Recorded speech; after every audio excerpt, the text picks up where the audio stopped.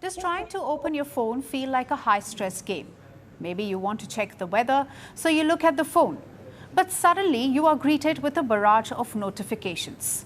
A software update, a pointless post on the alumni group, and a news flash about everything wrong with the world. It can feel taxing. But know that you are not alone. A new report is out. It says that notifications are giving rise to what's called an alert fatigue. Our next report tells you more. A ding here, a ping there, and a buzz everywhere. In the digital world, these sounds are our bird call.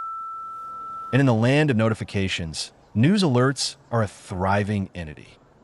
From wars to climate disasters to economic turmoil, breaking news is often considered too important to miss. But the result is this. Smartphone users typically get at least 50 notifications from news apps every day. This is a global scenario. CNN Indonesia and the Jerusalem Post send up to 50 alerts each day. The New York Times about 10 a day. In fact, over the last decade, the use of news alerts has only grown. For instance, in the U.S., from 6% to 23%, and in the UK, from 3% to 18%. And mounting evidence shows that this is not good for us. In fact, there is a term for being hounded by notifications constantly.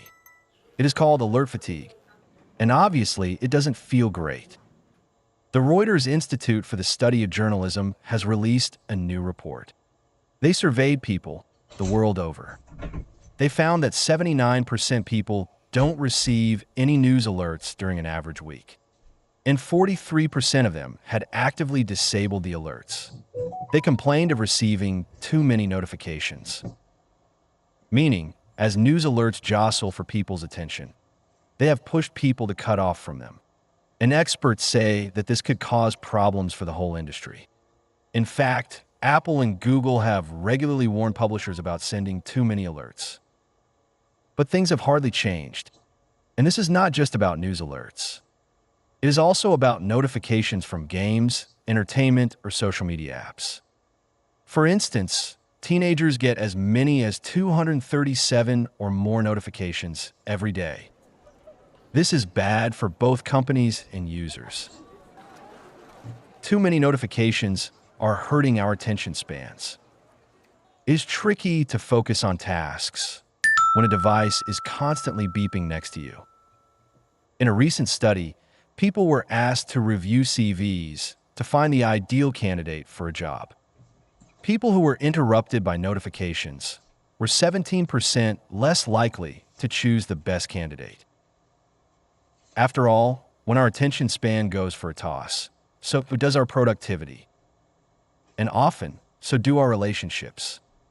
Ignoring someone who is talking to you to constantly check notifications is all too common. In fact, there's a word for it. It is called phubbing. This may sound funny, but numerous studies show that anxiety and depression are higher among people who pay more attention to their devices than to their friends when socializing. Plus, life satisfaction is lower. But the irony is, notifications are fueling a vicious cycle. The more we check our phones, the more we want to, thanks to the dopamine hits.